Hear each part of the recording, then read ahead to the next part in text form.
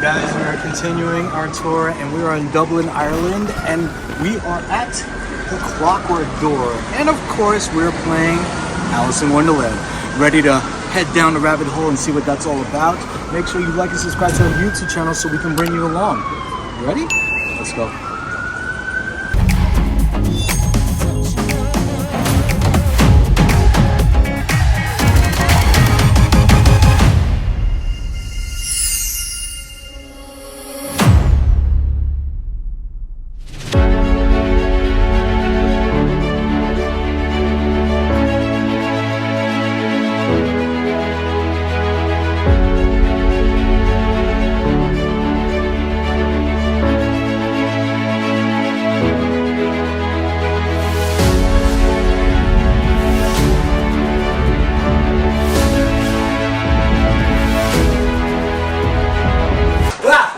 Oh my god, sorry, I thought the spiders were coming at me.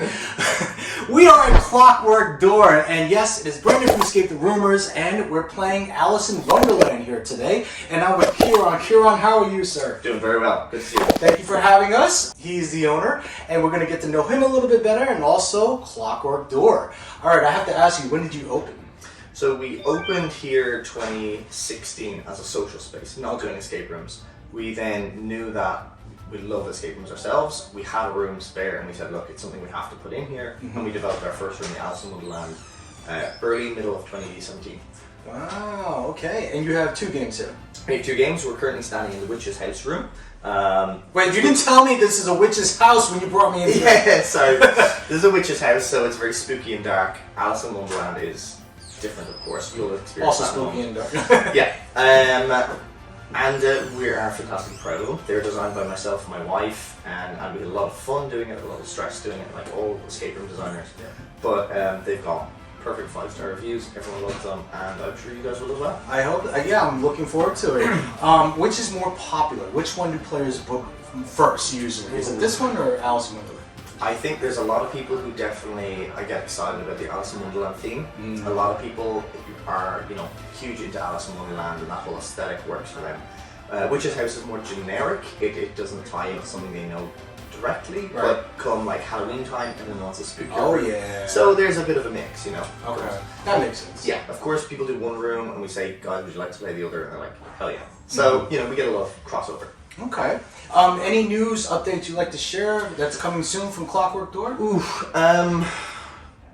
I think we have some designs for other escape rooms that I have in my head and on some paper. I'm looking for a way to get that into reality. Okay. Nothing yet, nothing I can announce, but hopefully soon you'll hear from us. Feels like you have the space to do so here, though. We have a space here, and we're looking at other spaces as well. Ooh. Yeah. Okay. I won't say more than that. In Dublin, though? Maybe. Ooh, okay. Well, follow them on social media, check out their website, stay tuned for updates on that. So, since you've been open, I'm sure you've learned as you went, as an owner. Is there any advice you can share for future owners, or for owners that are out there just looking to improve on their business? If you're going into building an escape room or owning an escape room, everything breaks. The thing you have to understand is that everything breaks. Have 3 of everything. Yeah, have backups for everything. Have a guy who's handy with a hammer and a saw and a screwdriver, and have a guy who's good at electronics. And just be ready with backups if anything breaks. Yes. Because you're going to have people in the rooms, no matter how many signs you have, no matter what you tell them before, people are going to get frustrated and just like pull things and shake things and move things. Things rip and tear and wear. So just be prepared for that. And of course you want to give people the best experience. Because they only get one experience, that's it. Absolutely. So it has to be flawless, and you have to have a good turnaround time to get the room ready again and fix anything that can go wrong. Great advice. Yeah, definitely have backups. Always be prepared. Be ready in case anything happens. All right, thank you for that. Do you game master still? Yes, I do. Not so much for this room, the Witch's House. This was more my wife's design rather than my own line. I was involved in this one, but less so. The one that really excites me still, I still get lots of joy, is the Alice in Wonderland. Okay. Because a lot of the tricks in there that people most love, they're mine, and I'm so proud of that. So. Alright. While players are in the room, whether you're game mastering Alice in Wonderland or here, is there a story you can share with us? Something that you saw the players do or watching them that that was in the room? Could be anything. Funny. Okay. So the one story I tell, and this is hilarious. We had one day a guy. We have a box, and it's a. We don't have that in the room anymore, but we did have this lockbox, and it had a symbol on it. I'm not sure what even the symbol is. But this guy saw the box. He was getting really frustrated. He couldn't open it, and he said, "Guys, this is the symbol for Om. It must be voice activated." So we held it up to his mouth. It's a nice big loud Om, trying to open it. So of course that didn't work. We all burst out in laughter, and then we didn't mention it after the game. Wow! Alright, so you got an exclusive performance from the guy singing into the box. Hey, you gotta try everything, though, right? You gotta try everything in this game. There game. are voice-activated locks that are out there, so maybe he's played enough to see stuff that said, "Hey, I've done this before."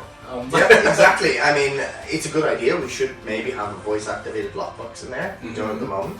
But you know, people will try everything. They'll think of things you could never have thought of beforehand. Sometimes the best ideas come from the players while watching them, right? Yeah, exactly. The first 2 or 3 months, you learn so much of what people will do, and even years later, there's still someone that comes to you with a new thing. You're like, I didn't think any human would do that, but they thought of it. You know? Right. Watching the human mind. You play escape rooms, and I get the vibe that you play a good amount. Oh yeah. Share with us one that was memorable for you. Doesn't have to be your favorite, just one that stood out anywhere in the country, preferably the company and the game. So I know you guys have just come from Boat Escape in Dublin as well. And they are, to my knowledge, the only escape room on a floating boat in the world. There may be others I don't know, but they do things on a boat that you can only do on a boat. So I have to give them serious props for how they've done it. Again, I don't want to spoil any secrets, but there's things they do that just blew my mind. Okay. And you couldn't do it in any other escape room. I'm pretty sure you're describing SOS. Yeah. All right. I can't say more than that. Yeah, we're not gonna. No spoilers. Shout out to Skateboats for SOS. You can click our link over here on our visit there and what we thought of it, and a sneak peek inside as well. The last thing I want to know is something about you, what most people don't, outside of Clockwork Door. Do you have a hidden talent, a hobby? We've heard them all. So is there anything you do outside of here? Hidden talent or hobby? Well, I came into this. I was commercially trained as a pilot, and that's what I did beforehand. I gave that up, and it's very strange to say now, you know, I used to do that, and now I do escape rooms. It's not kind of a natural career path for people. Right. But honestly, I get so much more joy out of this, and it does make me happier, and that's what life is all about. Okay, alright. Yeah, we know a couple of escape room owners that also are pilots, so I think the two and two, aren't they kind of somehow connected, at least somewhere down the road. Problem solving and analyzing, so we definitely do a lot of that. Absolutely, navigating. Well, hey, Kieran, thank you so much for having us. I really appreciate it. Guys, make sure you follow them on social media and check out their website. Also, check out our website, ESCAPETHEROOMers.com, so you know what we thought of Alice in Wonderland. Also, do not forget to like and subscribe to our YouTube channel, because we're showing you what to expect when you get to Dublin. And I get to talk with the owners. I get to hear their stories, which is the best part of this. And you won't be disappointed when you make it to Clockwork Door. Peace out. 2 hits left for me to use. 1 hit left for me to move. Time is running out, gotta figure something out.